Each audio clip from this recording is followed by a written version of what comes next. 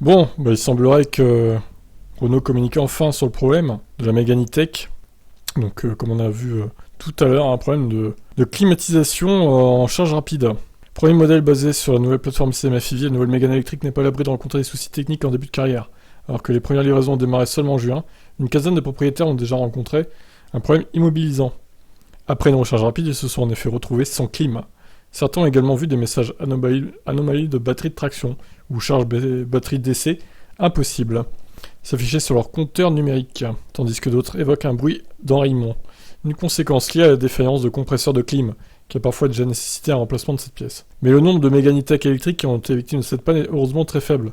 La marque Losange n'est pas restée les bras ballants. Elle a travaillé sur un correctif qui sera déployé courant septembre, via une mise à jour à distance. Pourquoi seulement septembre? C'est trop long, quoi. Encore un mois. Seuls les modèles non équipés d'une pompe à chaleur, facturés donc 400 €, sont concernés par le problème. Ça représenterait environ 2000 véhicules, essentiellement livrés en France. La panne se produit que dans des conditions particulières, ce qui explique pourquoi elle n'est pas détectée lors des nombreux tests de validation avant le lancement de la production. Il faut notamment que la température de la batterie soit comprise entre 40 et 45 degrés, qu'il se soit écoulé un certain temps entre le moment où le véhicule est branché et celui où la recharge débute réellement. De plus, cela arrive en général après un long trajet autoroutier, par temps chaud et uniquement en cas de charge rapide. Ouais, mais bon, en été, les gens ils vont en vacances, donc il y a des longs trajets, effectivement, et des charges rapides. Donc pendant un mois, pendant tout le mois d'août, ça va les gens vont avoir une épée de Damoclès au-dessus de la tête, ceux qui ont cette version de la Mégane. C'est quand même un peu dommage, je trouve. Hein. Alors faites attention à vous. Hein. Si vous devez effectuer une recharge rapide, et que votre Mégane n'a pas de pompe à chaleur, en attendant la mise à jour, Renault vous recommande de conserver la clim allumée. Pour cela, une fois la charge lancée, vous devrez vous installer à bord et bien fermer les portes, sans les verrouiller, appuyez 2 secondes sur l'écran central pour l'activer, puis appuyez sur le bouton AC. Une procédure à recommencer en partie si votre plein d'électricité dure plus de 40 minutes. En revanche, si vous êtes branché à votre domicile ou sur une borne de faible puissance, ça ne sert à rien de faire ça.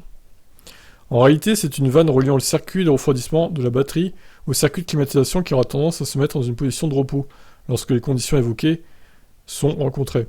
Le compresseur de climatisation risque alors dans certains cas de se mettre à tourner dans le vide, sans bénéficier d'une lubrification, ce qui peut l'endommager de manière parfois irrémédiable, d'où la présence de l'émail de fer dans les tuyaux. Actuellement, déjà quasiment prête et en cours de validation, la future mise à jour à distance visera à revoir le pilotage de cette vanne et la stratégie d'appel du refroidissement du véhicule.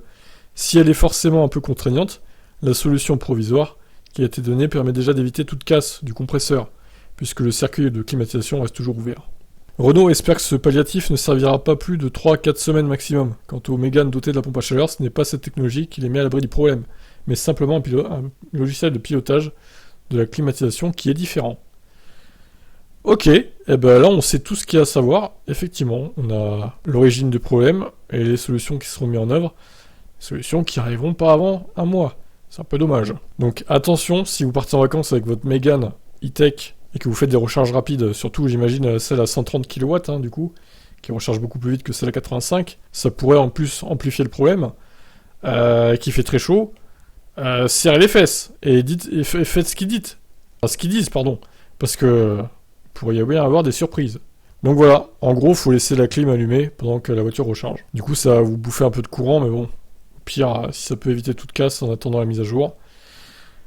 Espérons que ça marche, leur solution temporaire. Bon, et ben je vous laisse commenter. Qu'avez-vous à dire sur ce sujet? Ciao.